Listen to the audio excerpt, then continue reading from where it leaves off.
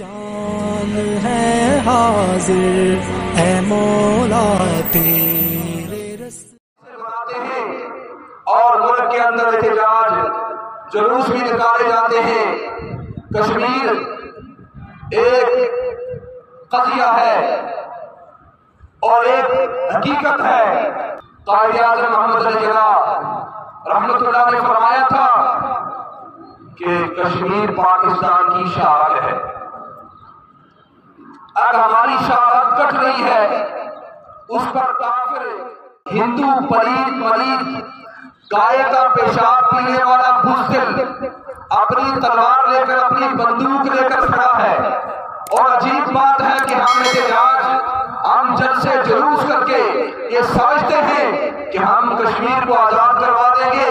یہ بھیک نہیں، آزادی ہے مانگے سے بلا ملتی ہے کبھی، یہ مانگنے سے نہیں ملتی ہے۔ یہ بھیک نہیں ہے، یہ آزادی ہے، یہ جہاد سے ملے گی، یہ جانے دینے اور جانے لینے سے ملے گی۔ اس لیے حکمرانوں کو چاہیے کہ وہ کشمیر پر ایک دو ٹوک واضح پالیسی اختیار کریں اور کشمیر کا حل پاکستان کی بقا کا مسئلہ ہے اور کشمیر کا حل صرف اور صرف جہاد ہی سے ملے گا۔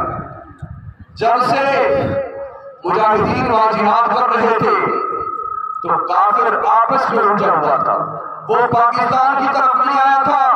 جب سے ہم نے مجاہدین کے راستے روکے، ان کے راستے بند کیے، کافر کی جرأت ہوئی، وہ آج پاکستان کے اندر اپنے مذموم ارادوں کے ساتھ آئے روز کہیں بلوچستان کے اندر دہشت گردی ہو رہی ہے، کہیں KPG کے اندر ہو رہی ہے۔ وہ دشمن پہلے وہاں الجھا ہوا تھا، ہم نے وہ راستہ بند کیا، آج دشمن ہمارے گھر کے اندر پہنچ چکا ہے۔ اس لیے ہمیں جرأت کا مظاہرہ کرنا ہوگا۔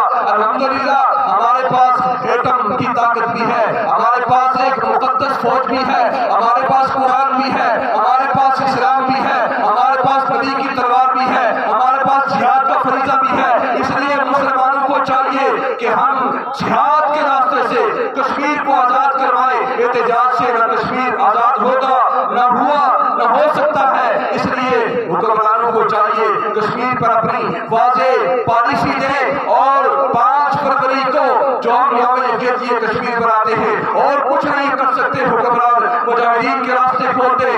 انشاءاللہ اگر پاکستان کے عوام، ساری دنیا کے مسلمان مجاہدین کی پشت پر کھڑے ہو گئے تو وہ وقت دور نہیں جب کشمیر کیا انشاءاللہ تیری پر اسلام کا پرچم لہرائے گا اور یہ ہو کر رہے گا۔ اللہ کے نبی نے فرمایا تھا اصابتان من امتی اخرجہم اللہ من النار اصابت تغزو الہند۔ 2 جماعتیں ایسی ہیں جن پر اللہ نے جہنم کی آگ کو حرام کیا ہے۔ اصابت تغزو الہند، ایک وہ گروہ ہے جو ہندوستان کے خلاف جنگ کرے گا اور دوسرا وہ لشکر ہے جو حضرت عیسیٰ بن مریم کے ساتھ ہوگا۔ یہ قرب قیامت ہے، حضرت مہدی کا ظہور قریب ہو چکا ہے، اب جہاد کے قافلے چل پڑے ہیں۔ انشاءاللہ کشمیر بھی آزاد ہوگا اور حضرت عیسیٰ کے ساتھ ہمارے مجاہدین ہوں گے۔ انشاءاللہ مشرق سے مغرب، شمال سے جنوب انشاءاللہ اسلام ہوگا۔